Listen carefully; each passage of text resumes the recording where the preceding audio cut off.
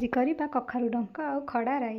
ସେଥିପାଇଁ ବୋଉ ଆମର ଯାଇକି କଖାରୁ ଡଙ୍କ ଆଣିକି କାଟିବାରେ ଲାଗି ପଡ଼ିଲେ। ଦେଖନ୍ତୁ ମା ନାତୁଣୀ ଯାକ ବସି ଏବେ ଡଙ୍କ କାଟିବାରେ ଲାଗି ପଡ଼ିଛନ୍ତି। ଆଉ ମୁଁ ଏପଟେ ମସଲା ସବୁ ସଜାଡ଼ିବାରେ ଲାଗିଛି।